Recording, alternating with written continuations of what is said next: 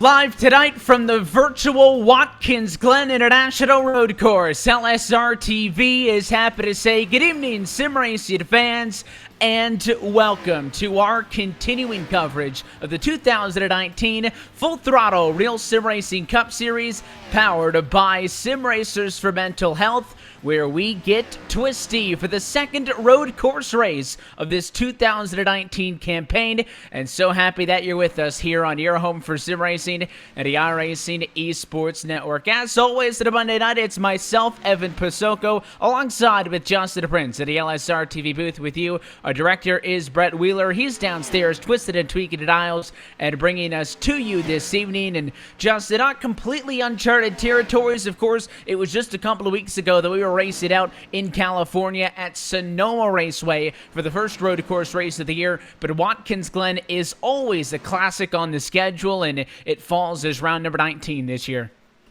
Yes, indeed. A couple different good passing opportunities, such as the bus stop, the run up into turn number 1, and potentially a lot of better chances to take advantage of drivers' mistakes around this racetrack.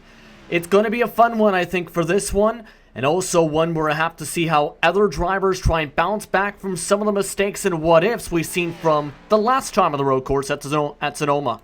And that's a big talking point, obviously, and we discussed with Connor Horn just a week ago that he felt very comfortable coming into this, having been the driver that dominated and went to victory lane at Sonoma. That one was for his first race win of the season. So Connor Horn, obviously somebody we have to look at. I think Andrew Frenage, as we were discussing pre-race also, those are probably the two drivers that are going to have the best chance to walk away with this. A race like this lends itself to a little bit less of maybe a surprise winner per se, just because there's no cautions. This is going to be a very strategy and long-run speed-oriented race. Does it mean that somebody with a top 5 car can't sneak into the picture? But I think it's certainly, you're going to have to look at Horn and Frenage. And when we talk about where we sit in the schedule right now after tonight, only 4 races left before the playoffs. If you're down below that cut line and you're not a road course racer, you really need to keep the race car in one piece tonight and get anything that you can out of this.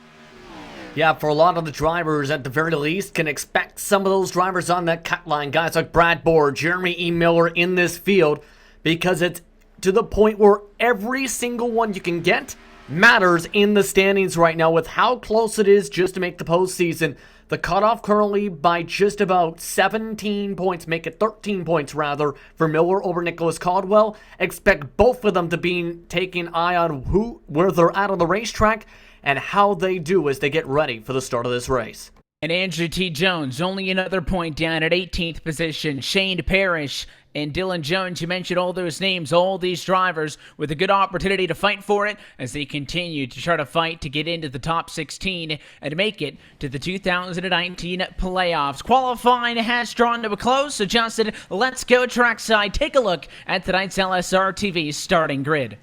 Well, Dylan C. Jones, we mentioned him inside the top 20 in points. He'll start on the pole tonight alongside his Road Rainer teammate and Andrew Frenage. Connor Horn starts in the 3rd position alongside Kyle Kamer, with Jason Jacoby starting inside the top 5. Jonathan Goodell had an impressive qualifying run with a 109.5 for 6, with Blake O'Connell starting alongside Thomas J. George in row number 4. Rounding out the top 10, Anthony Fredericks and Eric Stanford, with Nicholas Caldwell needing points, starting at 11th. The drivers in the 11th-second bracket, Shane Parrish in 12th position, with Scott Brotherton and John Fowler behind them. Brad Bohr, Sean Kalis round out the drivers that had qualifying times. The rest of the field, Skylar Shackelford, Brian Chambliss, Scott McClendon, Jeremy Bazemore, Andrew T. Jones, Tom Morano, Jeremy Miller, Matt Miller, Jeremy Rittenberg, and Todd Nobosad will all be scattered 17th on back of the racetrack. 26 cars making the starts here tonight.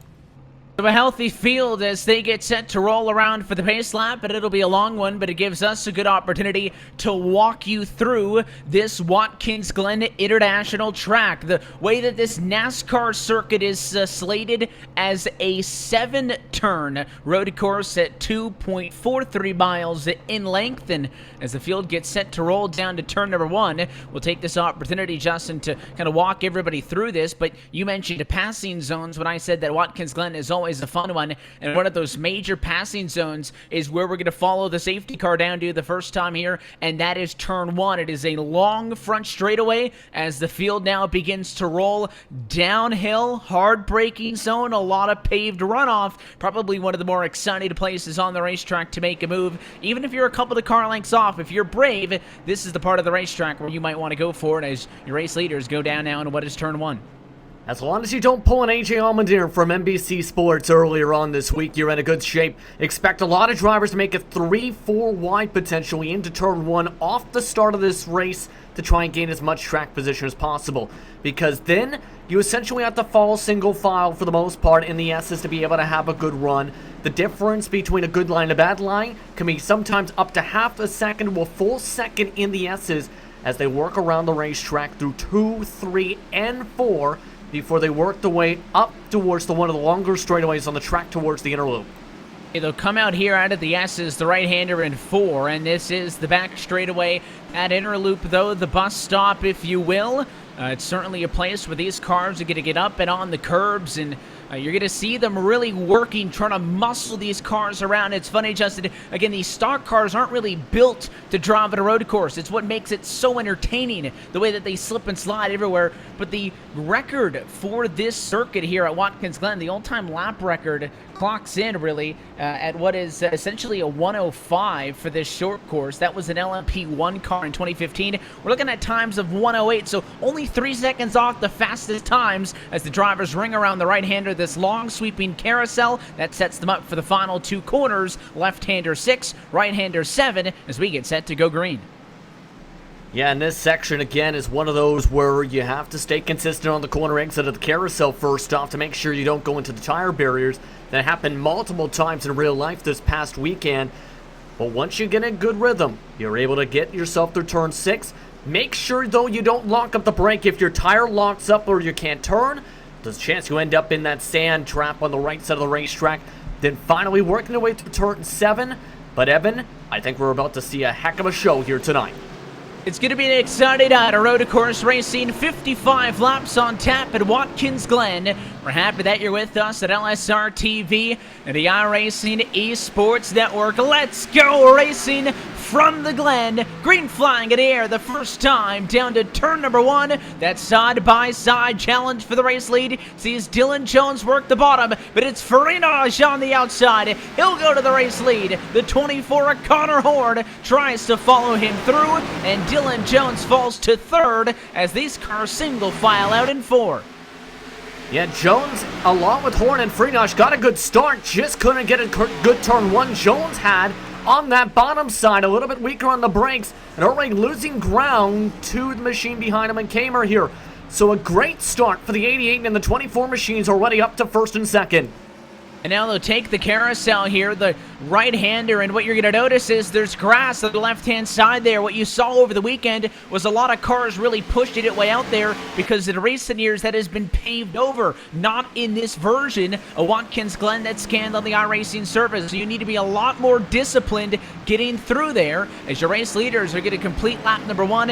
Andrew Frida is your race leader, but a 3-car incident on the opening lap of this one. Nicholas Caldwell, Scott McClendon, 2 cars with big damage. They got into it into the S's. There was no caution again because it's a road course. We're going green start to finish in this one, but a couple of the drivers with issues early. Nicholas Caldwell, not a fan of that, talking over the radio. Didn't appreciate that. His night is done. So a couple of cars with those issues, but it's clear by the time your race leaders get here on lap number 2. Yes, indeed. I talked about wanting to stay single file with the S's, and the reason for that incident we were just referring to, McClendon and Caldwell went side by side, and essentially McClendon didn't leave enough space. Caldwell tried to arc it to the right side. That destroyed Caldwell and McClendon's cars, and the rest of the drivers involved just piled in right behind trying to avoid. So we already have 2 drivers in the garage area with multiple cars with damage. The leaders, though, have a nice and calm inside that top 3. But of course, Dylan Jones, who qualified on a pole position for this one. It's funny, we were talking off at the top who to watch for Renaj Horn. So Dylan Jones made a statement by putting his car first in the qualifying session. He was 5th best overall in the practice session a little bit earlier on. So maybe he could be a quote-unquote surprise driver Not that Dylan Jones, I think, would shock anybody by putting his number 03 forward at a victory lane. Longtime series veteran here of the Full Throttle Real Sim Racing Cup Series. Good starts, though, for the likes of Kyle Kamer. He runs in the number 4 position. Jason Jacoby, who runs in the 5 spot. I don't expect us to see a ton of those big movers that we see at most races. You tend to qualify good if you have a good car, I think, just overall here. But a couple of people making moves. Jeremy E. Miller from 23rd on the grid, one of the drivers who did not take a time to queue adjusted. He's already up to P11, so he's passed 12 cars to this point as there's issues with Eric Stanford. Yeah, he's taken advantage, I think, of a lot of the attrition that started to build up because there's a lot of cars bumping and banging and losing control, such as Stanford, as mentioned, out of turn 1. So at this point, as long as you can keep the car clean, you should be in a good position to gain track position and finish yourself well at the checker flag. If you don't keep the car clean, well, you have the chance of lighting up the rear tires, Evan, and if you end up, say, going for a side spin, you basically have no tires for essentially at least 2 laps, and your tire run is basically shot for speed. Just to update you, but again, those damaged race cars, John Fowler has now also brought the number 22 down to pit road. Tough break for him, making a start again here tonight on this Monday night. So he joins McClendon and Caldwell. Both of those other two, 51 in the 2 car on McClendon and Caldwell, are out of this race. Fowler, at least at the moment, making it look like he's trying to get it fixed, but those are the 3 cars that had those issues early on. Other than that, the 22 cars still in this thing are running on the lead lap at the moment. Friedrich's race lead pulling to about a second over Horn. Now about 3.5 laps complete as the race leaders are down on the back half of the racetrack coming out of the carousel at the moment. Just a quick scan through the field, though, Justin, going to show that there aren't really any huge battles, big packs at the racetrack right now. You obviously have a couple of cars within striking distance of one another, and you mentioned drivers taking advantage of attrition. I think that's almost the best plan of attack here to Watkins Glen. If you're not a top 5 car where pushing your car to the limit is going to make a huge difference, I would take it a little bit easier, because this is a race of mistakes, and it was the same conversation at Sonoma with even less runoff space than what we see here. Someone's going to make a mistake. Good drivers make mistakes, and if you're there, calm, collected, with a race car in one piece, to pick up the pieces could be a good plan of attack. And I know I had mentioned that Miller's up a handful of positions. Andrew T. Jones started in 20th. He's up to 13th right now. Somebody like a Jeremy Rittenberg, who started 25th, is already up to 16th. Of course, they benefited from that accident in the S's on the opening lap, but goes to show you that you don't have to overdrive the race car to find success in a race like this. You just have to worry about yourself, keep that equipment clean, and make sure you race all 55 laps. Exactly, and on top of that, to make sure you're able to get to at least your pit window, you don't want to end up burning up your equipment, because the best road course drivers, especially, mind you, with these stock cars, are the ones that are able to reduce the amount of tire wear and make sure they can serve their equipment, as we've discussed with the damage on that side of things. If you end up lighting up your tires, you'll have major fall off. If you are able to be more conservative and make sure you get around the track without making minimal mistakes, locking up the brakes, or ending up over-revving the engine, trying to downshift, say, into turn 1 and going for a side slide, you're in a good position to keep the pace up. That's where you see the drivers in the 109s, let's say, that, and compared to the drivers who, let's say, go to the 112s, the best ones that are able to take advantage of the tires. And of course, there's always the opportunity where you can probably go further on fuel than maybe you want to on the tires. So it is not unheard of to, of course. Andrew T. Jones just hit hard on the wall. He's trying to get, yeah, the 43. Kalis involved also. Both the cars look pretty clean, so they're going to drive away from this thing. It all started with Kalis on his own, got sideways in thinking turn 1, and when he snapped it back up to try to catch that race car, that's where you saw Jones get a lot of damage. Jones is the one that ended up in the tire barrier, and that is really going to hurt both of those cars. Kalis, again, without damage, only going to lose track position, but Andrew T. Jones, who I had just mentioned, was doing very good at picking up positions, now has a damaged race car, and that thing is not going to have an opportunity to get repaired on. It's another challenge, Justin, that comes with the staying under green flag conditions, that if you get a damaged car, you're not going to be able to just park it there under a yellow to get it fixed. If you stay down there for repairs, you're going to be giving away a ton of time, because it'll only happen under green flag pit stops. And that's exactly what I was referring to, by the way, on top of that with the side slide into turn 1, Evan. A lot of drivers will downshift into first gear and use mechanical grip in the kind of the downshift, use mechanical braking, I should say, from the engine downshifting. However, at about this point in the run, if you do it the wrong place or say go to first gear, your tires don't have as much grip to be able to handle that downshift and ends up sending you sideways, and you've seen the results right there. But unfortunate break, and the replay really showed you just how kind of lost and, hopeless you were if you were the cars there behind Kalis as he tried to hang on to it. And again, this race is still under green flag conditions. We end up with a pack of cars now here. Anthony Fredericks in 8th position, Thomas George 9th, and Skylar Shackelford in 10th is the group of race cars that at least I've been looking at the last couple of laps. That is 3 of them have scored within a second as of the last time by, and Shackelford is the one on the move here with some damage, though. The 12 cars got the bumper of that thing ripped off, and I think we learned over the weekend with the William Byron and Kyle Busch incident that I guess you'd rather have back-end damage than front-end damage, but there is no rear bumper on Shackelford, but he's still keeping him honest and applying pressure to the 2 in front of him as he gets a pretty good run out of 1, and they'll go up the hill. Yeah, I believe that was from the start, essentially, but I think he's going to be okay. As long as there's no engine damage caused from that back-end damage, he's going to be able to still, I think, be able to charge on up. And we've seen he was a pretty decent driver at Sonoma on the road courses, and he's going to gain a spot here. It looks like Fredericks is just going to let him and George on by, knowing it looks like the 4 is starting to struggle a bit on pace. And this is where you really have to lock in. 8 laps into a run, you got to make these cars last. There is, no benefit to being a short-run car. I think it all really just comes down to the driver. And of course, all these drivers working with the same setup, so it is not like a team has any sort of major advantage either way. On the 4 car of Fredericks just got sideways in turn 6. He got loose, kissed the Armco barrier. The 23 of Miller going to go to the inside. This fight will be side by side for I think what's going to be 9th position, and they'll force this 2x2 down the front straightaway. Drag race into turn number 1. Fredericks is not willing to give it up. He'll try to go the long way around, but Miller gets the position to move the 23 car up into P10. And I think that was another case of engine braking, essentially causing him to go sideways. Too much over rev on the engine, sends the grip, completely shows the grip go away, and has to end up saving it. Able to save, thankfully, though, didn't go completely around.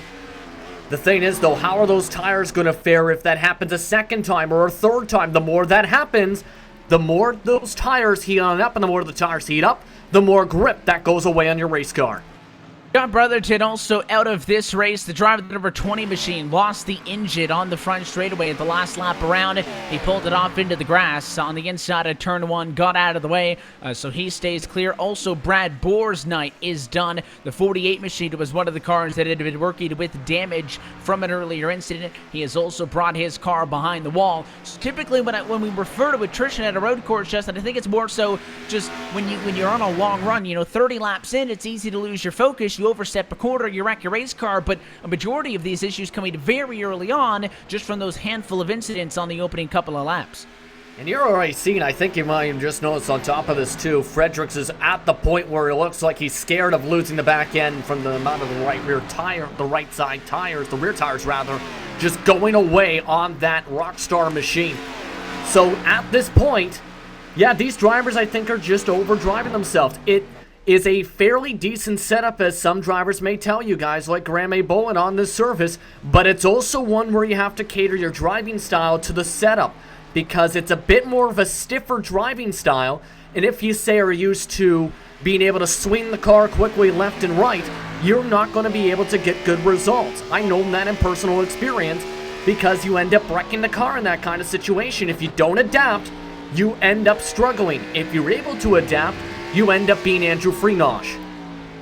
And you certainly have to finesse these cars around the corners. Being aggressive on the wheel is not going to help you. You can drive the car hard, but you still need to be gentle in and out of the gas, on and off of the brakes, and of course turning in and out of the corners. And I wonder if Fredericks is feeling the effects of the damage, because again, the right-hand side of the number 4 Rockstar Chevrolet is pretty beat up. He's now out of the battle that he was in. Skylar Shackelford, though, is still on the back of that nod of Thomas George. You were on board with him at the back half of the race course. He's about 4 car lengths off now as they come out of the right-hander in turn number 4, up the S's, down the back straightaway, and we'll see if either of these drivers are more aggressive. Look how hard the 12 car drives it into the bus stop. He cut that deficit in half. Of course, George a little bit better on the exit, but Shackelford much more aggressive when it comes to slowing that car down. And again, gets to the comfortability about being able to have the confidence on the road courses. Being the pace that George was compared to the pace that we've seen from Shackelford is up to a second difference in the bus stop alone, because if you can send it in harder while being able to maintain that control, you're able to carry about a 10, 20, 30 mile per hour difference. And he's seen there, I think if George wasn't there, or depending on where he got to George, it would have been a quicker pass. Instead, though, had to be more safe. You can't just run over the guy in front of you, because that can add the front damage to the car, which in turn can overheat your engine on this kind of a racetrack, as much as 20 degrees on your oil temps. Not missing anything in a battle for the race lead. You can see the intervals at the top of your screen. It is still a 1.8 second advantage for Fredericks atop Connor Horn. That is pretty much balanced out. So has the difference back to Dylan C. Jones, who is 3 seconds off in third spot. All of those drivers, I think, pretty even with Fredericks at this point in the run. Could make things interesting, but it comes down to finally having to come down for pit stops. But the battle is still to watch for 8th and 9th position. I feel like Shackelford is buying his time, being pretty conservative about all of this, despite the fact that he has been hounding George. I feel like this has shown that if the 12 can just get by him, probably a better race car, but like we saw with Truex trying to chase down Chase Elliott, just because you're the faster race car doesn't mean it's all guaranteed. Now, of course, we don't really have that aero tightness, the issues when you get close to a car in the sim, like you do see on the weekend of the Monster Energy Series, but it's just a matter for Shackelford of trying to set up a pass. Faster race car behind a race car that's only, I think, slightly slower makes the pass very difficult to complete as they still trace each other into turn 1. The gap's down to a car length and a half. Shackelford tried to grab too much, though. Got sideways, lost time. Well, let me say with the aero tightness and looseness you might be able to feel, it's more prevalent on the ovals. I'll admit to that. It is there, not as much as in real life, yes. But on the road courses, I don't think it's as much of a factor, because it's more so driving style and how you take the lines. As Shackelford nearly ran his way through the bus stop, had to slam the brakes hard to avoid Thomas George. Well, he's driven it in aggressive so many times, and I don't know if it was a hesitation because of the 9 or if he just got over aggressive on his own, but there's that barrier on the right-hand side right when you make that right-hander into the bus stop, and we've seen drivers lock it up. The car starts to turn a little bit. That wall's only 3 feet maybe off of the side of the racetrack. Very easy to smash that wall and destroy your race car. So Shackelford caught the brakes. You watched it live as it almost looked like he was going to go all the way through the grass. Did a very good job of recovering, but it is going to allow George to pull away. Last lap, a 1:11.5 for Thomas J. George, a 1:12.7 for Shackelford. Pretty much guarantee you that all of that 1.2 seconds he lost was down there in the bus stop. Exactly there, and that's again the difference of how you drive the bus stop. I think if Shackelford can reach George at a spot before that part of the racetrack, he might be able to get that pass done to move up to 8th spot. But the more he's stuck behind George, I think the more time he's going to end up losing on the racetrack, because he's got a good pace. He might be able to catch up to, say, a guy like O'Connell and Cadell before their first pit stop window opens up if he gets back to comfortability in that bus for the entire racetrack. He just needs to get by George cleanly and quickly, and right now, he has to do it before he gets to the bus stop, or else he's going to keep on falling back and having that another chance to do what we just seen. His best opportunity, maybe if that's the best breaking point for him to get the run up and out of the S's. It is a very difficult place, though, to build momentum uphill. Pretty much a blind corner to be better than George.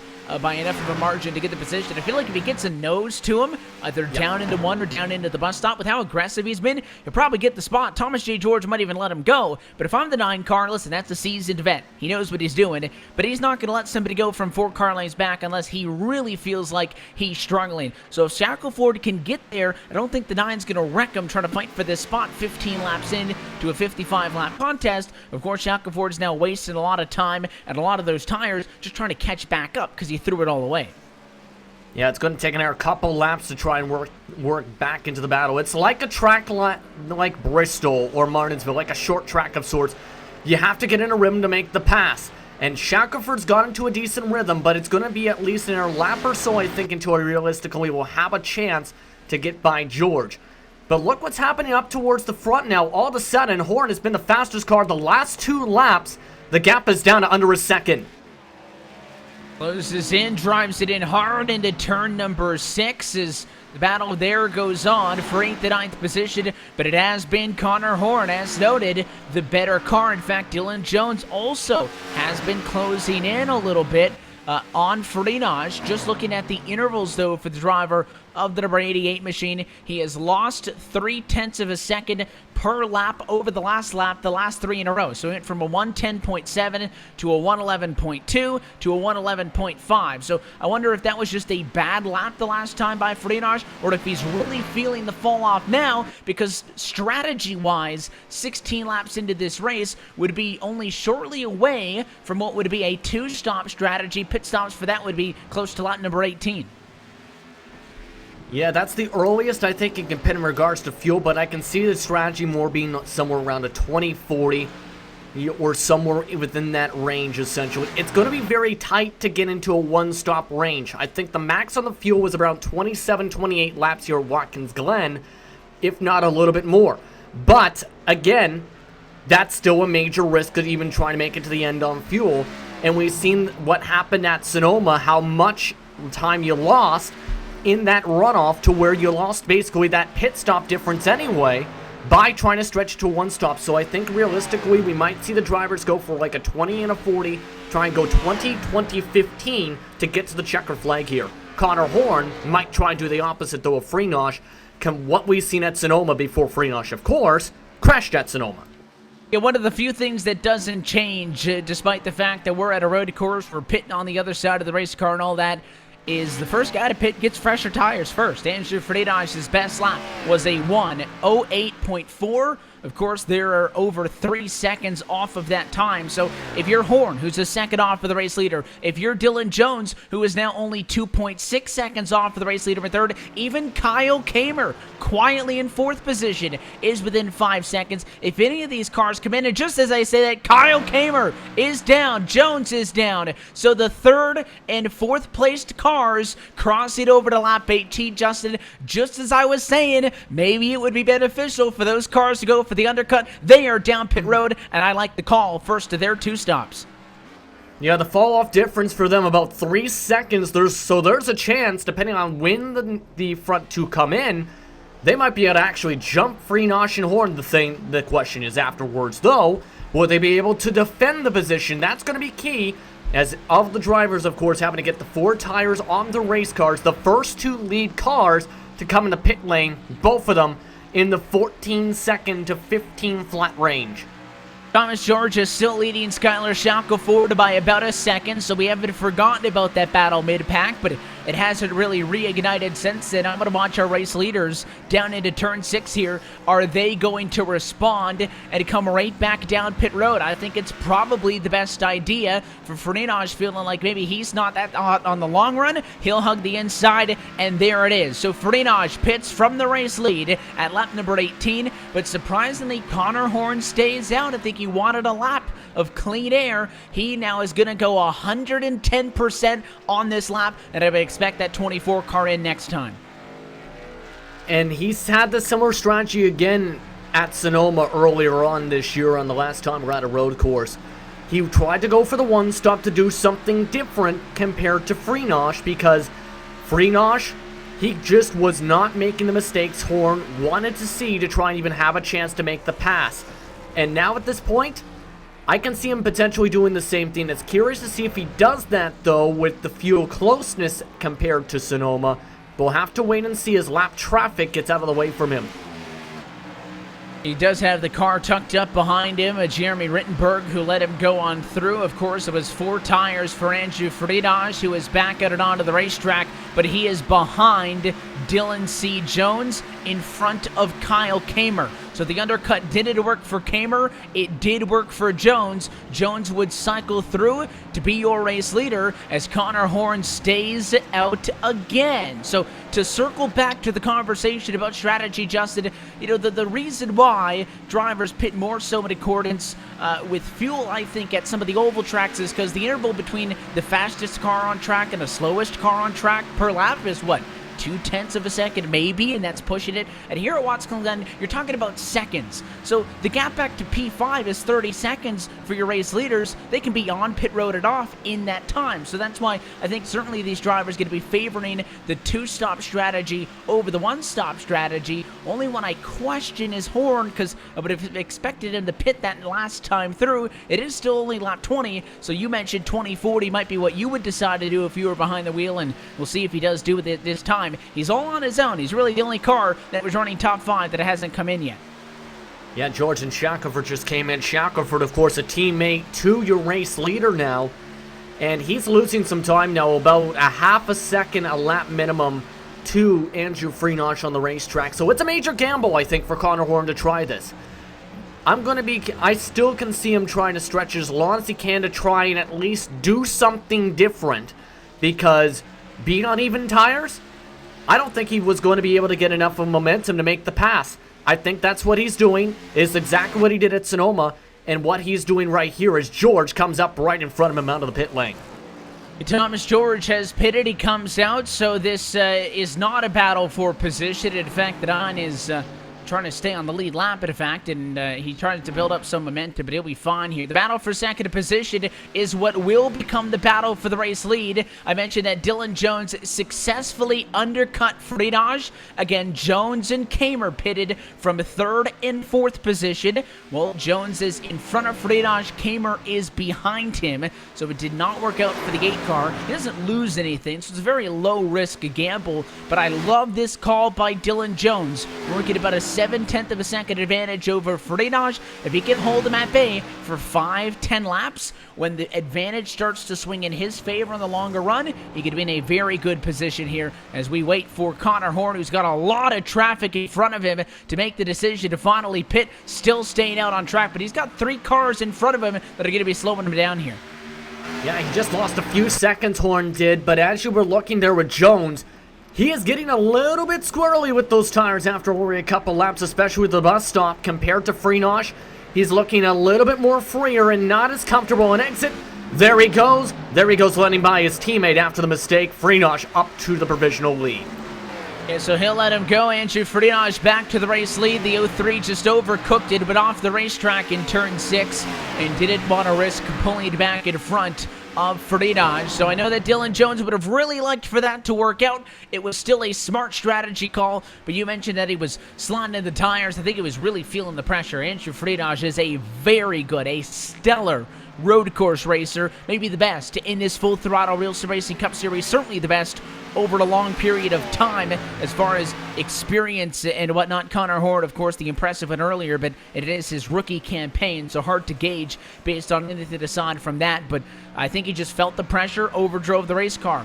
If he didn't overdrive it, again, I still think he had a really good shot, but he's not in a bad spot. Stay within striking distance, do the same thing around lap number 40 or so, maybe a little bit shorter than that, closer to 36 or 37 would be maybe the time you come down for your second and final pit stop. Do the same thing. I think it can still work out. I think it could as well for Jones. It's just a matter of, can he keep the car on the track at a decent pace? He is a few tenths slower than Kyle Kamer, though, who is on that set strategy. But they're also in a big-time advantage to guys like Jacoby, Cadell. So at the very least, even if it doesn't work out, as long as he doesn't lose control of the car, Jones might be in a decent line for a top 4 at the pace he's running. And Kamer there also a little bit further back, 3 seconds, but it really is a 4-horse race here.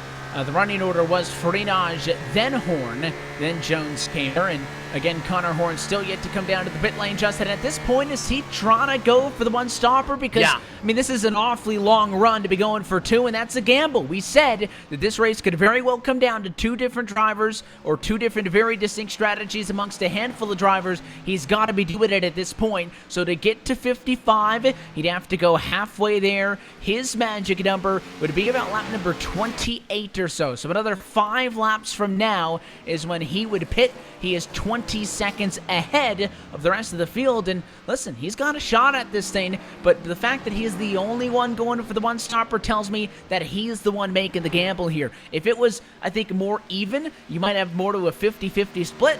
Who knows? Connor Horn could win this race by a dozen seconds, but he's the only one, it appears, at least of your top runners, that wants to try to stretch it for these longer runs and go for the one-stop strategy to win this race. Again, I've said this a couple times. He did this at Sonoma originally as his game plan. And again, it's to the point where why do the same thing over and over when it doesn't work to try and make the pass? That's exactly what, again, what Horn is doing. It's still a major gamble, though, because the time he's lost is already just about at least a majority of the pit delta. 38 seconds in the lane for a majority of the leaders, for reference's sake. So if he continues to bleed more and more time in the 112-second bracket compared to guys like Freenage in his blue 88 machine in the 109s, this one stopper might not even get him the net time he's looking for. All about risk versus reward, and listen, I'm sure that Connor Horn also isn't just blindly making this decision. You mentioned it was the same strategy that he played at Sonoma. Maybe he feels like it just fits into his driving MO better, but I bet you that this is not the only 55-lap run on this strategy that he's going to make. I'm sure he's practiced this, he's looked at the intervals, and of course somebody who prepares very diligently for these Full Throttle RealSimRacing Cup Series powered by Sim Racers for Mental Health races. He has a very good idea of what he's doing. 13 seconds, I mean the difference per lap is 4 seconds. Again, that's how much slower he is right now. On top of that, though, too, with Horn, he does have road course experience in our series. On top of that, say, in the trucks, in the V8 Super Trucks World Championship. So he's been building that road course experience as the year has gone on. So I think a lot of that does come in to help with trying to plan out, okay, what strategy can work, when can I come in, can I make this time stick? And I think it's still a major risk, but I think right now it's going to be very close the way the times are looking, because he's getting held up in traffic, and Freenage is just blistering the time down all of a sudden in the 109.1s.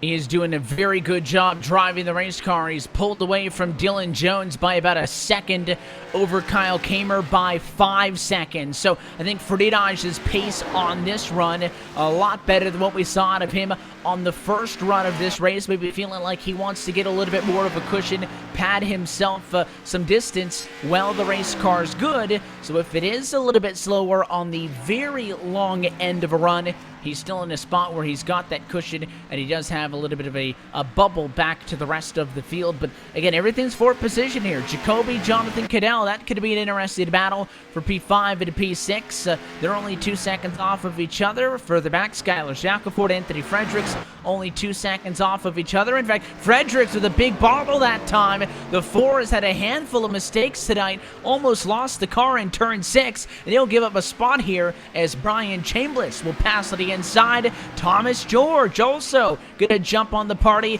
He'll pass to the inside into turn 1 as well. Fredericks is just not looking comfortable in the mid to long run right now in his Chevrolet Camaro at this point. Getting loose when he's trying to go for the engine braking, it seems, and it just is bouncing around the racetrack and just seems to be not in where he wants to be in terms of the track, so he's bleeding more and more time. I'm just curious and hope that he can make it around the racetrack the rest of the way. But one of the drivers that was involved in that battle, Brian Chambliss, is actually amongst the drivers trying the one-stop with Horn. Along with that is Fredericks, Parrish, Andrew T. Jones, Sean Kalis, and Jeremy Rittenberg on the circuit.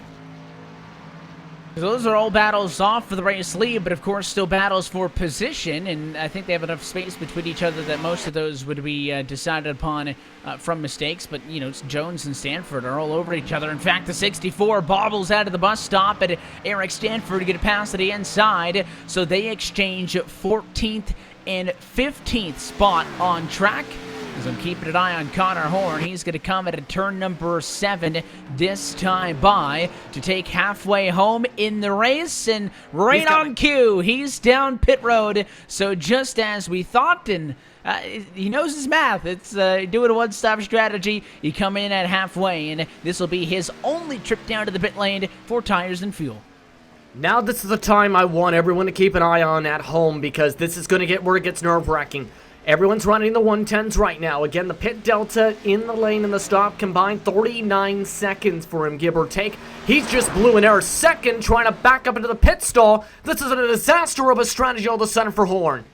He already needed to be picture perfect. Again, this is a very time-critical strategy, and he went a little bit too deep into the box. It was only about 1.5 seconds, 2 seconds for him to get back in. He'll get his 4 tires and fuel, but if the margin of victory in this race, if he comes home second or whatever position that he ends up in, if there's a margin of 1 second or 2, that may have cost him there. As he blends back out onto the racetrack, he'll be well behind your race leaders. But again, he finds himself in a position where he is once again back onto the racetrack, and at least on I guess I should say it makes his outlook easier, because he's not on the same strategy with everybody else.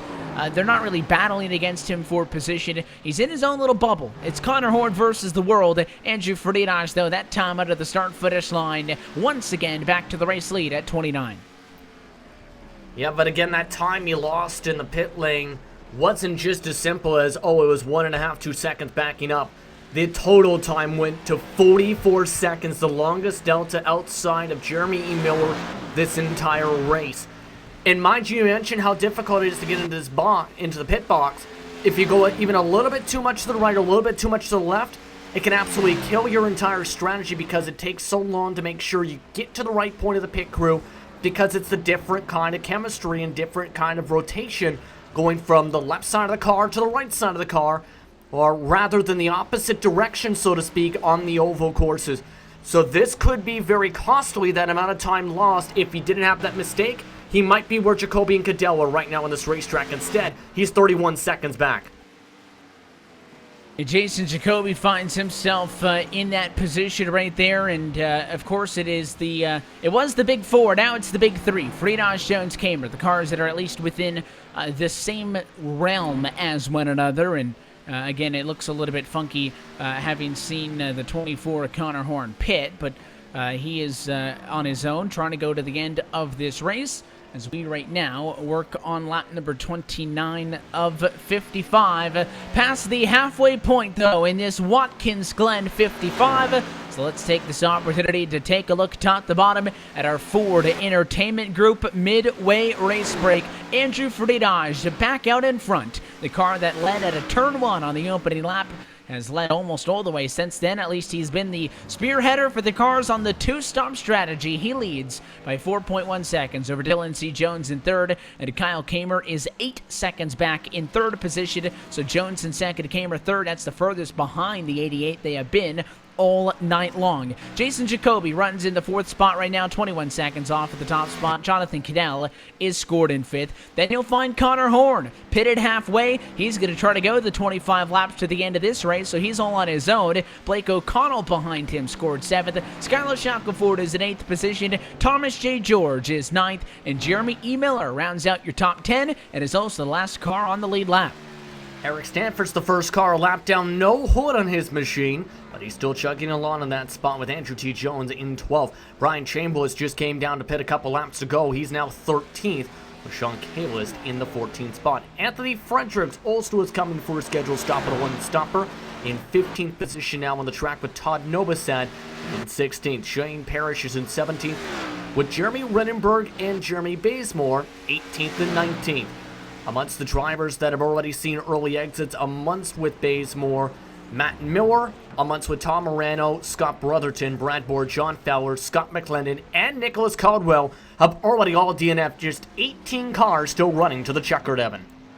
That shows you the rate of attrition and the handful of incidents that happened early on to put that many cars out of this race. That's a look, though, top to bottom at our Ford Entertainment Group midway race break. FEGPC has been serving the iRacing community with custom-built affordable computers specifically built and tuned for iRacing. Your PC will come with everything you need preloaded so you can get racing as soon as it hits your doorstep. Get yours today and join the 600-plus iRacers already enjoying a Ford Entertainment Group computer, PCs to fit every budget from $540 and up. Visit www.fegpc.net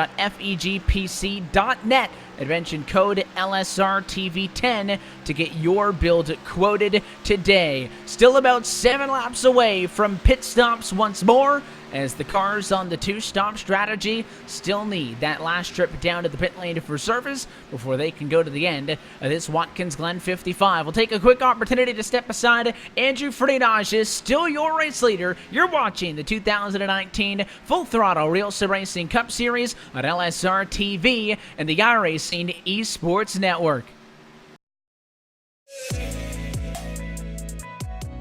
My name is Stephen Corpenos. I'm a senior web developer here at iRacing, and I work on the beta UI. It's funny because iRacing has been around for 10 years, but we want to keep delivering the best possible user experience to our customers, and we've found that the old UI isn't exactly what we're trying to deliver in 2018. We want to use new features and provide the best possible experience when using the sim. One of the projects that I've been working on is some custom heat racing configuration for hosted races. We've been listening to our customers. Everyone's been asking for custom heat races. Maybe you want to tweak a few things with the preset iRacing configurations. Well, now you can using the beta UI. So once you're at the homepage of the beta UI, you just go to create a race. Then from there you go to your set race options. And you'll notice here under event types, you can actually choose heat racing. First, I'm going to show you how to create a new format from scratch. You can choose the number of entrants. And as you can see, when I made that change, the change was actually reflected on the right side in the graph. Also, you can use the estimated duration at the bottom of the graph when you're changing the length to see what the total duration of your event will be. In addition, you can customize every aspect of the session information, practice, qualifying, heat races, consolations, and of course, the final feature race. Because the beta UI allows us to develop features that are robust and complex, this feature will be exclusively available on the beta UI. Once you've made all of the changes, you can hit save. Say you forgot what you selected. You can always preview it using the preview format button. We are very excited to release the brand new heat racing configuration feature that will be available in Season 3 of iRacing.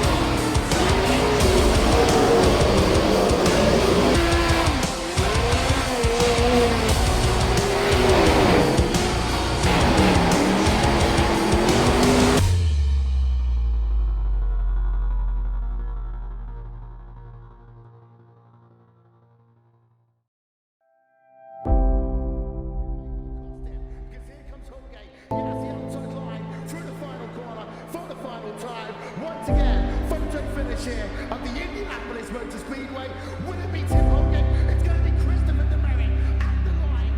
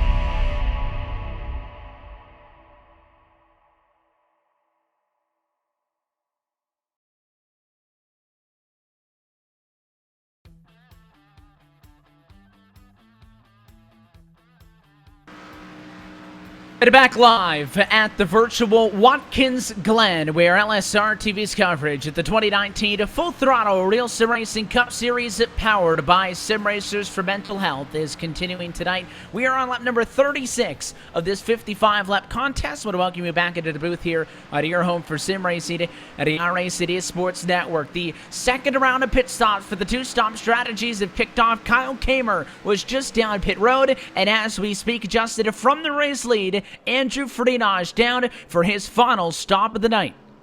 A majority of the drivers on that strategy coming in the past 2-3 laps. O'Connell, George, Shackelford, Miller amongst the drivers joining the race leader. Now it's going to be the question of, can Horn hold on towards his time? The time is now passing by in the start and finish line as Freenage is in the stall is going to be crucial here. Because now it's going to be the matter of Horn having to defend the 88 machine potentially on very old tires, because they're going to be 2-3 seconds a lap quicker for the rest of the way minimum.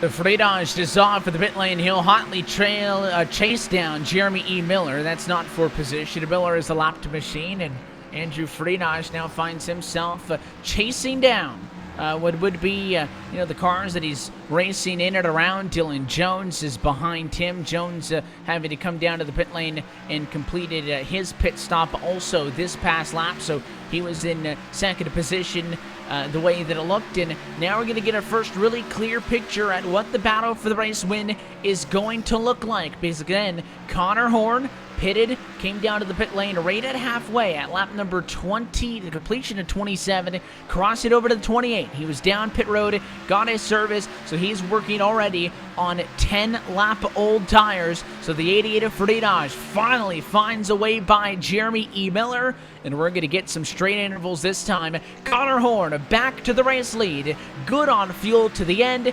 Andrew Freenage, second pit stop. He's good now on fuel and tires to the end. It is a 13.9 second difference between the top two cars. And when you talk about how much better Freenage's tires are, Justin, he only needs to be about a half a second better per lap. I think he's going to get there. I think so too right now. That deficit has already gone down 2/10 through the S's alone. So Freenage having the much fresher tires right now. Now about 10 plus laps, give or take. I think there's a strong chance, yes, he's going to gain up onto him. It's going to be the question of not if, it's going to be when. Potentially, I think, at the pace he's going to potentially run here, it being the final 5 laps of this race.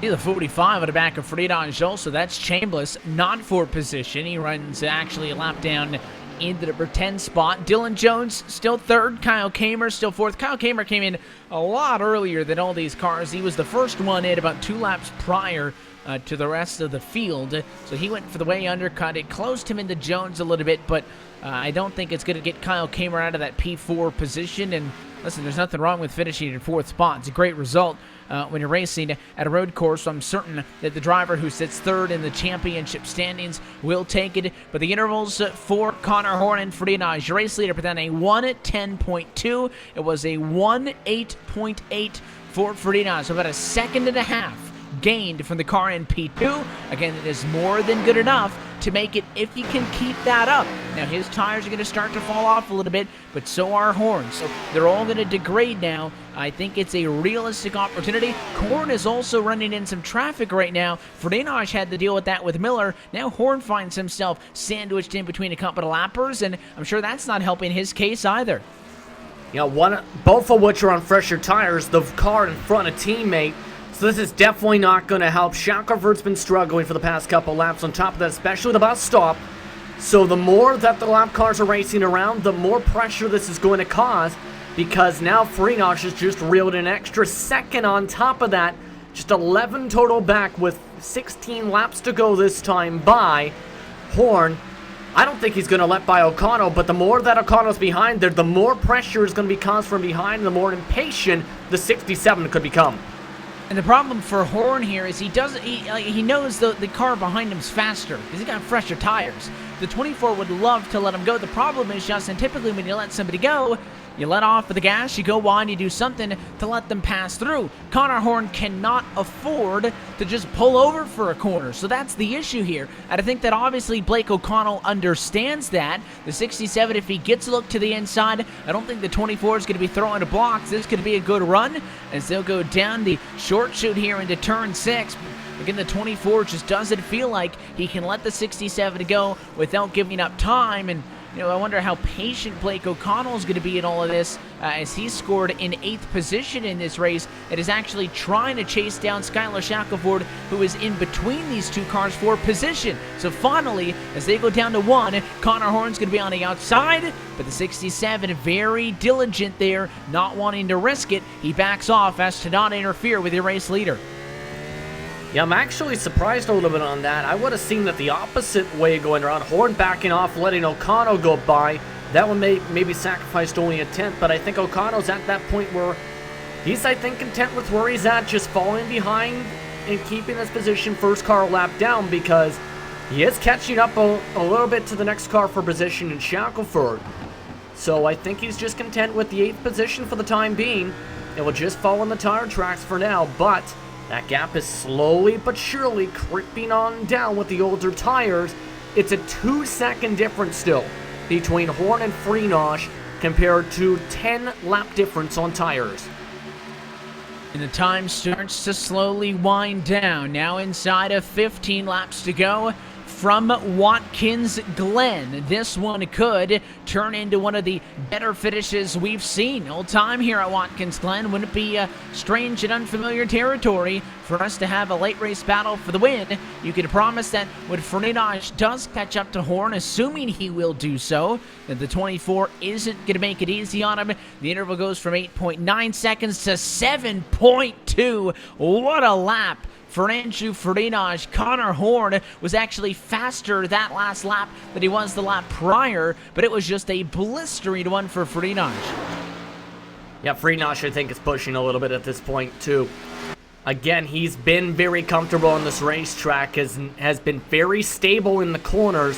Some of their competitors around him, even on even tires, they've slipped and slid a little bit through the bus stop. He's looked very calm, cool, and collected, and has been very good on the road courses. As long as he doesn't make any mistakes, he's in a good situation to try and reel him in. At the rate he is going, as the time is starting to even up a little bit as some of the clouds go above the racetrack, I think he might reach him at about 9 or 8 to go at the clip he's running.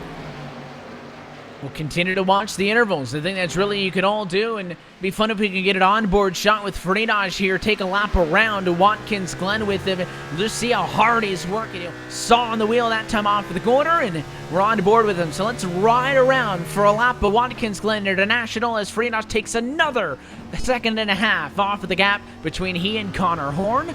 Looks pretty stable that time in turn 1, not using a lot of the runoff, but right here, very technical corner, all the way to the curbs on the right-hand side, all the way to the curbs down the left-hand side, hug the K-rail this time, and carry all the speed down as he'll race to the bus stop.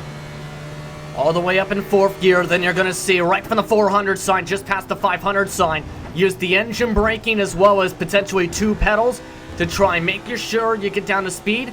Looks like he's actually going in a bit of a high 1st gear or 2nd gear on the entrance of the carousel, but has to stick down to the bottom, then upshift right there to be able to get up to the proper gear and just work his way through 3rd gear all the way into the braking zone. Looks like he's actually going to use the 4th gear braking to gain a little bit more RPMs and speed, and a near flawless lap. In fact, a couple times a bit squirrely, but able to use all of the track limits without overexceeding them or losing control of his race car or burning up the tires.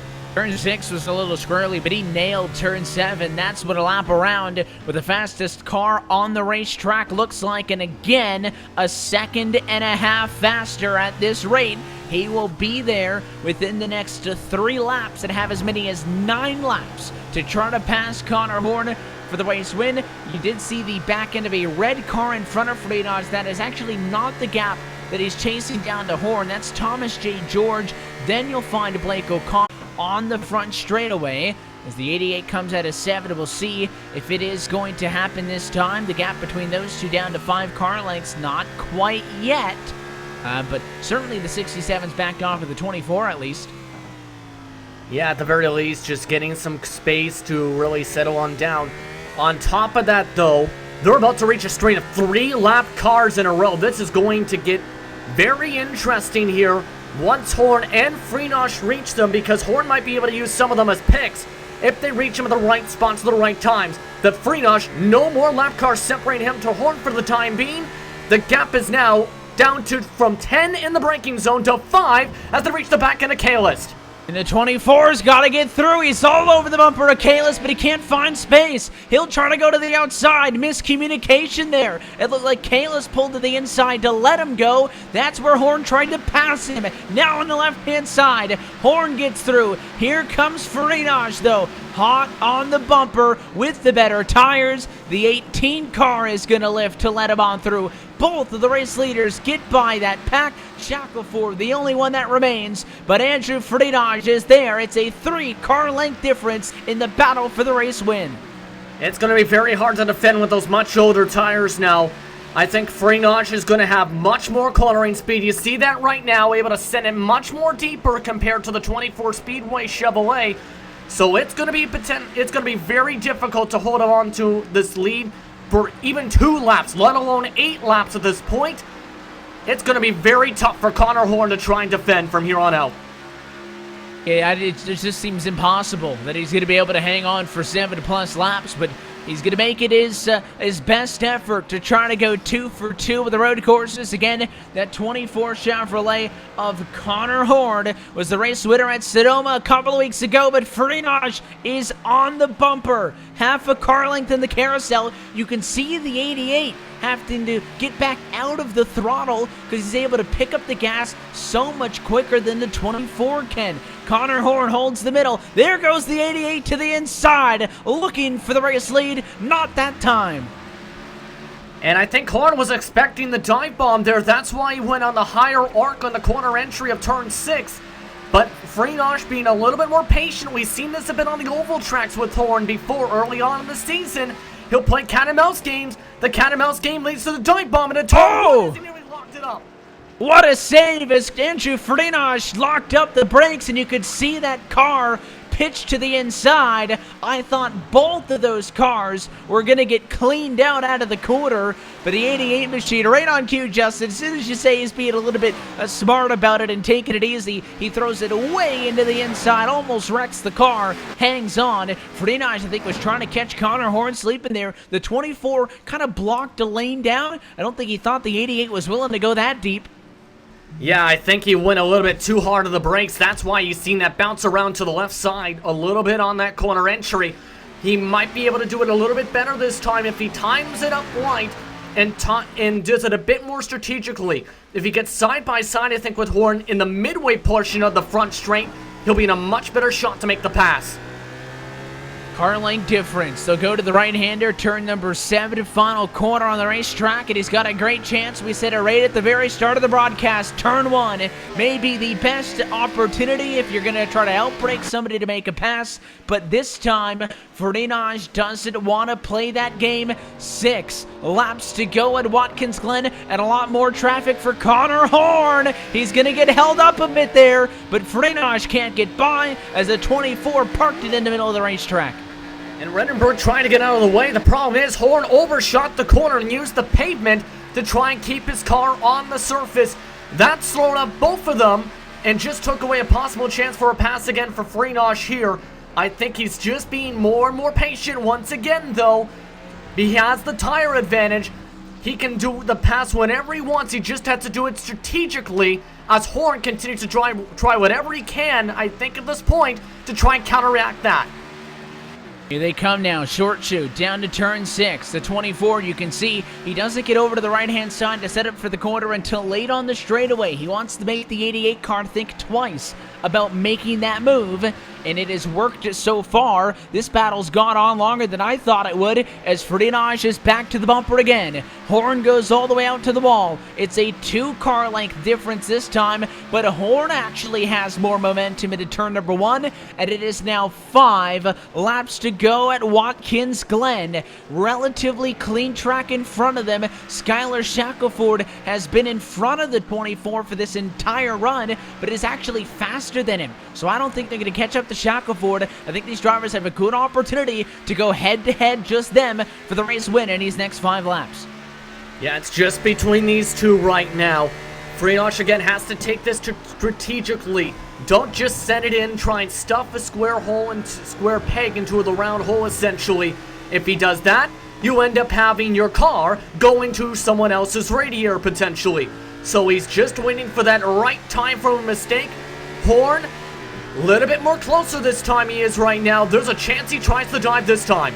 Looks to the outside, now looks to the inside. There's the drive into turn number 6 on the inside, but he can't get it to happen, and Connor Horn squeezed him out again. He'll try once more in 7, and this 24 car, I think, is really taking advantage at 4 laps to go, Justin, of the sportsmanship of Andrew Freenage. The 88 has had ample opportunity to move him, and he's daring him to make the pass clean, and a 24 is not making it easy with how much all over the racetrack he's been. O'Connell's actually reeled him in. That's how much time is being lost between these two drivers. But now it's going to get curious. The sun is back out. The grip levels went a bit up as the track temp went down. Horn's not going to have as much grip to work with now with those back tires. So he might not be able to make the same line work he was able to do just the past couple laps or so. Freenage using a lot of speed to the bus stop. Back within a car length once more. He'll seek to the inside. Was up on the curb that time, and a very difficult position to pass. In fact, almost into the grass that time as Freenage gets sideways. Coming out of turn 5, the carousel, and it's going to kill all his momentum. He'll have to reset once more and look for the runoff of the final quarter to try again. Oh, the 24 went too deep. He got sideways now. So mistakes by both cars. Here he comes. Freenage with the run, coming to 3 laps to go. He'll look to the inside. Let's go side by side for the lead into turn number 1. The 88, though, shy about putting the nose in, and Horn again, way off into the runoff, but still in front. And a bit more sportsmanship there from Freenage. He could have sent it in harder, make contact instead. Just trying to pressurize the mistake, try and get Horn to go off into that runoff off of turn 1. Horn able to keep it on the surface though, as this is going to get more and more closer. I wouldn't be surprised if it comes to a last lap bump and run potentially, the way these two are shaping out. I think the 88's patience is going to have to wear thin at some point. I don't know if he waits to the white flag as he's on the bumper there. Not really going to move the 24 out of the way, but just kind of a knock to let her know that he is there. It's really nowhere on track here to move somebody out of the way that won't send them all the way off of the racetrack. He'll look to the inside again in 6. That 24, though, wide entry, slices down onto the bottom over the nose of Freenage. It has worked a remarkable 6 laps. He's held him off, but he needs to hang on for just 2 more popsicle sticks in the air. And don't look now, but Dylan C. Jones with this battle shaping up is now reeling in the top 2 drivers and was the fastest car last time by before he reached traffic. So if these guys have something to happen between them, the 03 that is needing some strong points in that for the battle for the playoff cutoff could get some depending on how these two shake out. And Dylan Jones, 20th at a championship standings limited starts. He is looking for 33 points. That's what he came into tonight below the cut line. This finish is really going to help him, but how good would a win be? There's not a win and you're in, but maximum points would be great for the 03 again. He's dealing with lap traffic, though, as Freenage again in the carousel. Hunts for the back bumper. Gets right there on the tailgate. He'll look now to the outside. He shoves him out to the grass, but Connor Horn refusing to give an inch down to turn 6 again. Freenage looks, doesn't commit. They'll come to the final quarter for the penultimate time, and Connor Horn with 2.5 miles still to go. We'll see the white flag at Watkins Glen with Freenage only 2 car lengths behind him. Remember that battle between Ambrose and Keselowski back about almost a decade ago? Back about almost a decade ago. That wouldn't be surprised if Freenosh did the same thing. He's drifting his way to get to the bottom of the line at turn 1. He's got the big time run. They're going to go side by side nearly in the S's. Freenosh looked to the inside, tried to sneak up on Horn, but the 24 shut the door again. Now they'll come out through the S's. It is a hard braking zone into the bus stop. Let's watch Freenosh close it on Horn. He'll look to the inside. Does he throw it into the corner? No, he doesn't. I think he's waiting for the carousel. He's been on the back bumper nearly the past 2 times. Wouldn't be surprised if he sends it in right here. Tried it this time. They're nearly side by side. He is inside. He's finally got the position on the quarter panel, but he can't hold it. It's Connor Horn in the final set of quarters, but the 24 is out of gas. Connor Horn is not going to make it to the end of the race. And Andrew Freenosh, all of a sudden, is on his own, coming to turn number 7. And through all of that, is going to stroll to victory lane. Andrew Freenosh, winner today at Watkins Glen International. What a run, as Connor Horn seemed to play the strategy call right. He held him off for so long, but the 24 is trying to limp home and will finish this race somehow on a podium position. I mentioned at the top of the broadcast during the first segment of the race, I should rather say, that fuel strategy might come into play, and it was a bit risky to go for the 1 stop with the mileage, and you've seen the exact reason right there. Ran out just a turn and a half before he was hoping to, and Freenosh takes advantage and wins this race by 3 seconds over his teammate Dylan C. Jones. Heck of a finish here at Watkins Glen. A fraction of a lap. He only needed, what, a quarter of a lap more to make it all the way? And I'm sure that his strategy involved some fuel saving, but when you have Andrew Freenosh on you for 10 straight laps, and I mean on you, you cannot save an inch. And, of course, the 24 not able to make it to the end. I still think that if he had the fuel, Freenosh would have sent him 6 and 7, both ample opportunity to get onto the bumper. But what heartbreak for Connor Horn, man. Raced his heart out, gave it everything he had, and then some. And a podium result is still a good points night, but certainly not what he was hoping for. Yeah, that's exactly what he wasn't hoping for there. He was looking to get a sweep on the regular season road courses on the schedule, and now instead he'll have to settle for a 3rd place finish. Freenosh gets another victory in his belt on the season, Evan. Coming into tonight, had 8 on the season. This is already his 9th in 2019. Incredible stuff for Andrew Freenosh as he celebrates on the front straightaway as your race winner tonight from Watkins Glen International. We'll take a quick opportunity to step aside, and when we come back, we'll relive that exciting finish, talk to your top finishers, and get you set for the next race. It comes here next Monday night from Michigan International Speedway. You're watching the Full Throttle RealSimRacing Cup Series on LSR TV. Post-race coverage coming up next.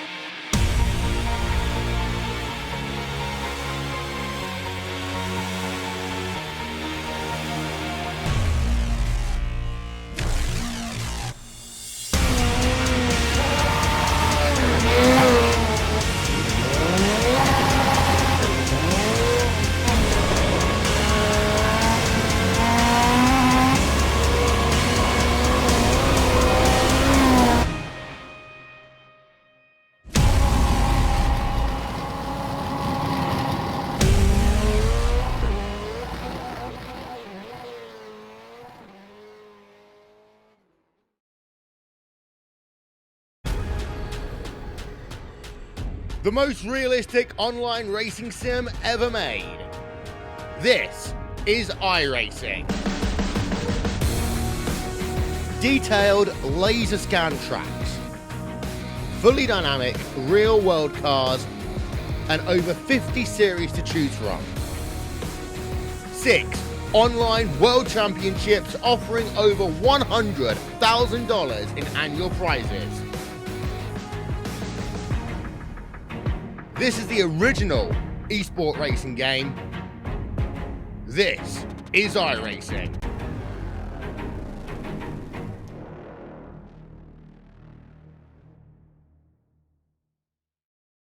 This broadcast is the copyrighted work of LSR TV, and it may not be rebroadcast, retranslated, or used in any form without the express written consent of Live Sim Racing LLC and iRacing.com Motorsport Simulations. LSR TV would like to thank you for your support, and we hope you enjoyed tonight's broadcast.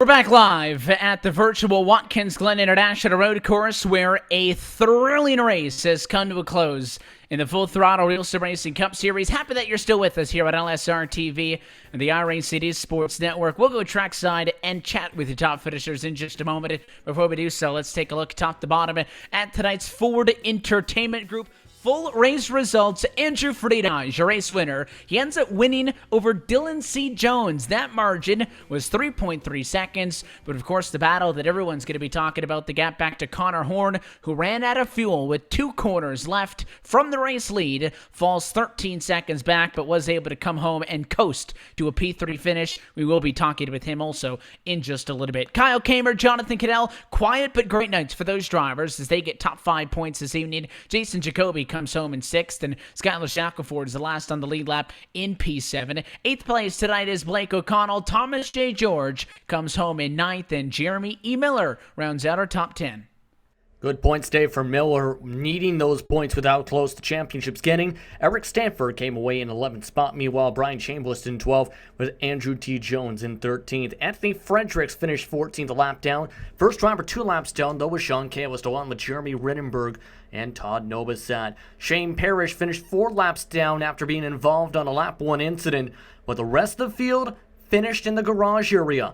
Jeremy Bazemore, Matt Miller, Tom Morano, Scott Brotherton, Brad Board, John Fowler, Scott McClendon, and Nicholas Caldwell-Evan finished in DNFs for this race. Majority of those drivers amongst that bubble battle to make it to the postseason. Yeah, big championship implications with 4 races left to go to regular season after tonight. That's been a look top to bottom at your Ford Entertainment Group full race results. FEGPC has been serving the iRacing community with custom-built affordable computers specifically built and tuned for iRacing. Your PC will come with everything you need preloaded so you can get racing as soon as it hits your doorstep. Get yours today and join the 600 plus iRacers already enjoying a Ford Entertainment Group computer. PCs to fit every budget from $540 and up. For more information, go online to www.fegpc.net and mention code LSRTV10 to get your build quoted today. Let's head down to RealSimRacing Cup Series Victory Lane, where we are with the driver of the number 88 Ford. It is Andrew Friedage in Victory Lane again tonight. Winner tonight from Watkins Glen, but what a race it was. And nobody was surprised, Andrew, that you were good tonight, but how about the fashion in which this race win comes? You go for the 2-stop strategy, you chase down Connor Horn, and you've got about 8 laps to make it happen, but he was daring you to move him out of the way with the way he was blocking a racetrack. It might have come down to that in the final 2 corners, but instead, he runs out of fuel, and next thing you know, it's all you coming to the checkered flag. Yeah, man, I hope that was fun to watch. That was exciting from the car. Yeah, we had a run out of that inner loop there, and I thought I was going to have a shot at him going down into, I guess, 6 it's called. But he ran out of gas, or I really don't know. He just slowed. I wanted to see how that was going to play out, though. He definitely he had a really competitive car. I think he was a little quicker than us tonight, and I think he he earned it. He had 10-lap older tires, and he held me off like that. I just could not get around him, so hats off to him. I think he probably earned that one, but it would have been fun to see what happens in the last corner. Certainly, if you guys didn't meet up with one another, it looked like the two-stop strategy was the better call because you caught up to him pretty quickly. You mentioned that passing him was the challenge. Did you give any thought to going for the one-stopper, or were you pretty confident that you were going to make up the time of the extra pit stop by just how blistering fast you were out there? Because you didn't even start this race from pole. You started P2, but, I mean, immediately you went to the race lead out of turn number 1. I'm sure that the clean air certainly helped your pace tonight. Oh yeah, if you get stuck back in the field there, there's actually arrow push through the S's and in the bus stop and everywhere, so definitely helps getting the clean air. But yeah, I debated all week about one stop versus two stops, and the math showed if you could get a clean track, the two stop was 7 seconds quicker. So I think we were right on track to that before I really got the counter there and started racing them. So I was 2 stops pretty much from today on. I think as of last night, if you asked me, I was going to do 1 stop, but I finally put all the math together, did all the lap times, and I was 2 stopper right from the get-go here. These road courses are just so much fun for us to watch, so I hope that you guys enjoy them as well from being behind the wheel. And there is still one more to come, and that road course due up is going to be obviously the most important of the season because it'll be the last race of the round of 16 at the Charlotte Roval. Are you looking forward to that one? I know that all these race wins in the regular season are going to give you an awfully hefty margin going into the start of the first round of the playoffs, but if for whatever reason you don't have any luck in the opening 2 weeks and it comes down to the Roval, I'm sure that the 88 car will be in contention there as well. Yeah, I know last year we were in the Roval there in the chase. It wasn't the current one we got, but we were definitely decent there, so I feel comfortable. Definitely that bus stop in the back is going to be interesting because you can easily flip your car there. You make one mistake, so I'm looking forward to that. But, you know, it's once the playoffs start, it's one race at a time, so we're quite a ways away from that. We're looking forward to seeing it as that closes in 4 weeks to go before we officially go playoff racing in 2019. Andrew, another trip to victory lane for you and the number 88 team sponsors. Shout-outs to all those good folks who makes it happen. You just want to start off saying thanks to you guys for broadcasting. Brian there for admin all the races. Everybody on Aegis, Dylan, Kyle, Eric for the paint scheme. Dave Washington wasn't here tonight. Shane Parrish, Daniel Everhart. My dad for sitting back and dealing with me driving here tonight, and my brother for building computers, just everybody on my team, all the fans for watching, all the drivers in it. I really had a fun time tonight. We had a fun time watching that one. Congratulations on another exciting and thrilling race win in the RealSimRacing Cup Series, Andrew. We appreciate your time. Again, congratulations. We'll catch you next Monday night. Thanks so much. Race winner tonight at Watkins Glen. And funny that the flip side of this is, well, really a driver that wasn't a huge part of that battle. It almost looked like he was going to be a part of it just because of how much he was catching up late. But Dylan C. Jones cruises home to a P2 finish tonight. He's trackside right now with Justin. Thank you very much, Evan. Dylan, it was a heck of a race for you. Not as, I have to say, while you weren't involved in that top 2 battle, you had a very strong race here tonight. Talk us through, from your perspective, how you felt you did tonight. I felt I did about as expected. I didn't think I was going to have anything for Andrew or Connor there. So I just went out there with the mindset of not getting myself in trouble, trying to run my own race. I was hoping my pit strategy would work, but Andrew ended up doing the same thing, and he was just playing up faster than us throughout the whole run, so he got way out there. And I thought we had a chance when they started battling, but didn't quite work out like that. Yeah, you were slowly reeling them in until you reached that lap traffic here. But essentially, how difficult was it to try and make sure you kept the car on the track and kept a good pace? Because, mind you, you were the pole sitter for tonight's race. So you had some good short run pace. How difficult was it to try and keep that mid to long run pace? Yeah, that's where I struggled, really long run. I really fell off, and when we were going through that lap traffic at the end of that race, I started making mistakes. I think we drove through the grass a couple of times, otherwise we may have been able to make it up there and battle it with them, but after I started making too many mistakes, I just kind of settled in and accepted third and got lucky at the end. On top of that as well, it looked on top of that, you were trying to race at times with Kyle Kamer at some points as well. That was something that was developing until the first pit stop. Essentially, what was going through your head to try and find a way to, how do I pull away from the 8 machine? How do I solidify myself into what was before Horn ran out of fuel at top three position for the finish. Yeah, at the end of that first run, towards the end of it, Kamer was definitely catching us quite a bit. I was kind of worried there, but I think he had a couple issues with lap cars or something there because he lost some time throughout the end of the race there. So just kept it mostly clean and not too many huge mistakes and lucked out with the top two. Now, next race on the schedule, we'll see you head towards Michigan International Speedway. 80 laps for what is looking like a race that may or may not be similar to what was seen at Auto Club Speedway. Your thoughts going to Michigan? I would love it, but on the new build, I'm kind of dreading it. I don't like the new package and the way we race at the intermediate tracks anymore, so it's kind of a gamble and what all happens, and hopefully there's not a big wreck because I'm sure we'll be on top of each other. Is there anyone you want to thank before we let you go here tonight? Just give a big thanks to everyone here at LSR TV for putting this all on. Thank you very much for the time. Congratulations on the second place. Very important, too, with the second, with where you're at in the point standings entering tonight. Yeah, that's a big boost for us. Thank you very much. Dylan C. Jones coming away second tonight, Evan. And we'll slide on down to the driver who came home in third, and oh, what it could have been for Connor Horn, who finishes on the last step of the podium tonight. But Connor, you led laps. You were the lone wolf that decided to go for the one-stop strategy, and you needed another quarter of a lap of gas to make it to the end. But man, Andrew had you driving the wheels off that thing for those final about 8 or 9 laps of this. Just tell us how it all went down from behind the driver's seat.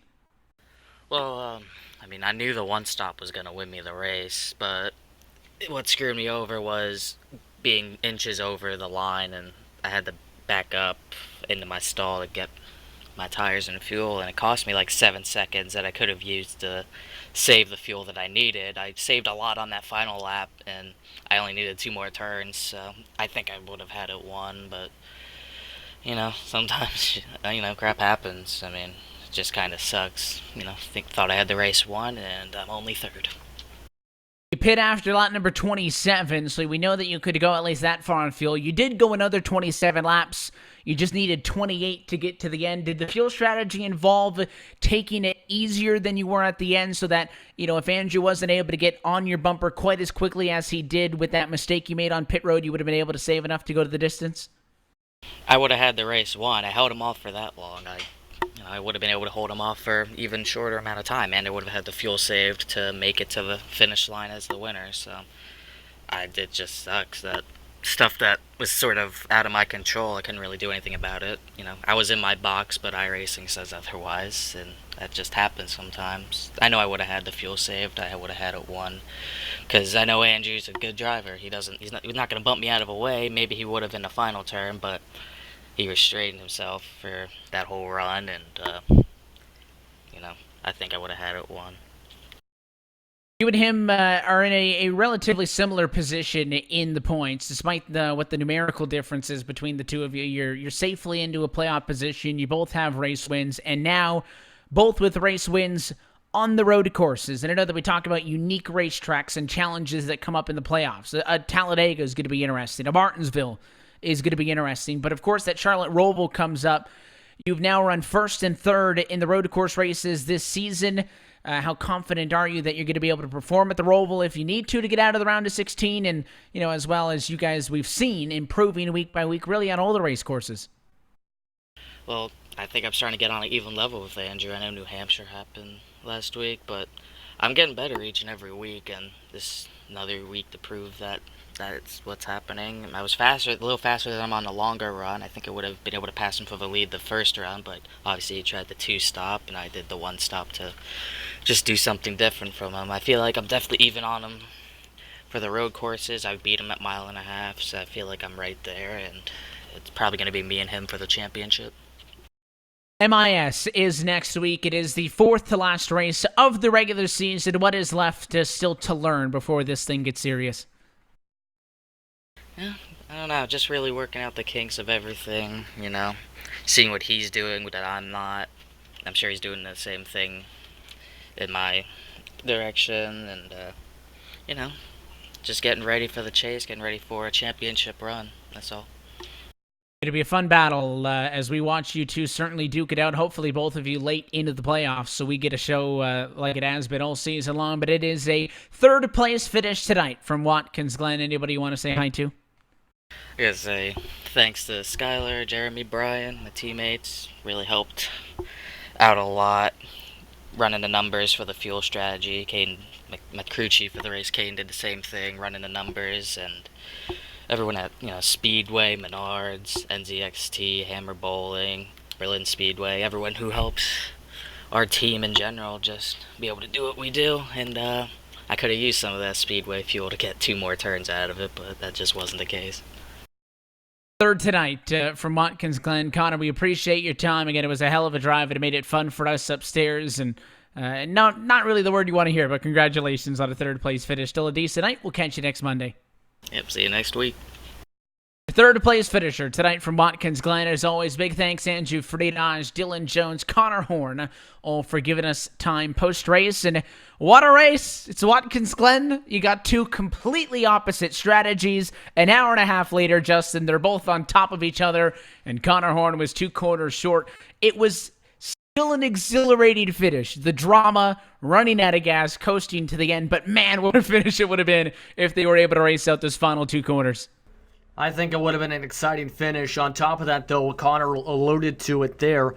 If he didn't run over that little tiny bit of the pit box, from what iRacing said, he would have had an extra 5-6 second gap on Andrew Freenash. And if that was the case, there would have been a more different finish, I think, Kevin. He might have had more chances to save fuel to make it to the checker flag and would have been in a more comfortable spot to try and defend, would have had to defend less laps on top of that to Freenash, who might have lit up its tires a bit more trying to catch up to him. The possibilities are endless, but an absolutely thrilling finish either way. And, of course, still exciting action to come. I know we hyped up the Roval a lot tonight. It's the third and final road course of the calendar, but there's a lot of exciting action coming up. Michigan next week, Bristol in 2 weeks' time, Darlington an off week, and then Indianapolis still to go in the regular season. And we go playoff racing, and we'll be announcing the prizes and the purse on the line for the playoffs here in the upcoming weeks. So it'll be exciting, and we hope that you stick with it through us all throughout the rest of the year. Monday nights here, LSR TV and the iRacing Sports Network. That does it, though, for us tonight from Watkins, Glen. So on behalf of our entire team behind the scenes, and of course the people who are up at a booth and in the production trailer on a night-by-night basis, want to thank you for tuning in on behalf of myself, Evan Pasoko, Justin Prince, and our producer, Brett Wheeler, and congratulate Andrew Friedage, who is now a 9-time winner in 2019, but the action doesn't start now because, again, we're back at it next Monday night, August the 12th, from Michigan International Speedway. That race and every race of the 2019 Full Throttle Real Sim Racing Cup Series, powered by Sim Racers for Mental Health, can be found right here on LSR TV and the iRacing Esports Network. Until next time, good night from Watkins, Glen, or Andrew Friedage is once again a race winner.